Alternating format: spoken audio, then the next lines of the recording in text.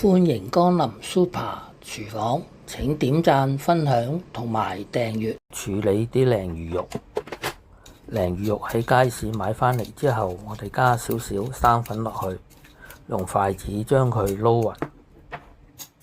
啲魚肉搞到咁樣就差唔多啦，咁我哋就可以預備攞去煎啦。開大火，落少少油，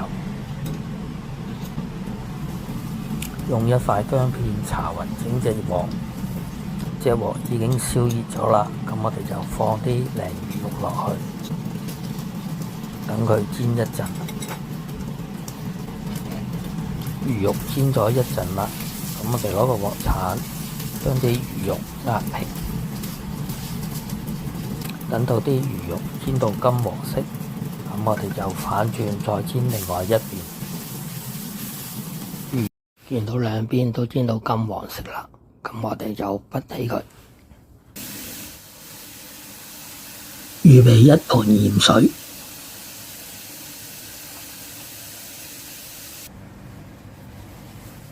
西蘭花2個，用鉸剪剪開一小朵。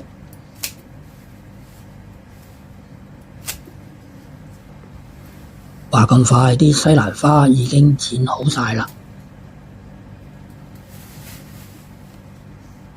將西蘭花放落鹽水度浸佢大約30分鐘。30分鐘後，將西蘭花清洗乾淨。凍水放啲紅蘿蔔落去，將紅蘿蔔煲熟。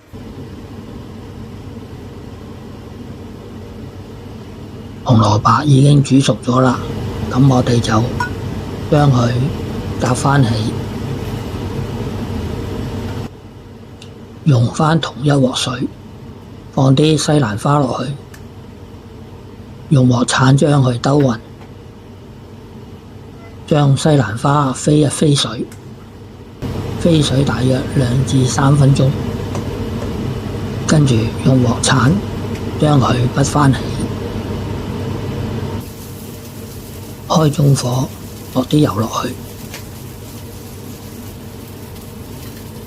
跟住放啲薑片落去，將薑片爆香。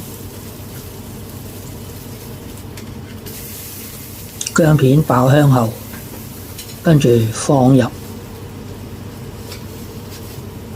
鯪魚肉落去，用鑊鏟將佢篤開，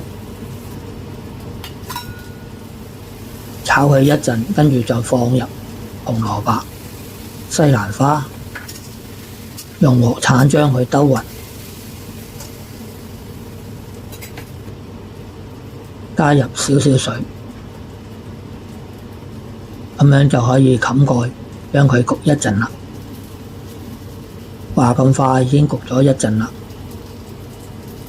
咁我哋就打開個蓋。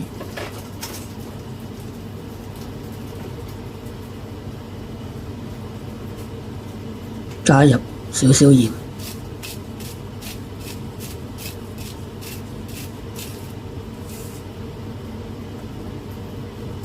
用鑊鏟將佢兜勻，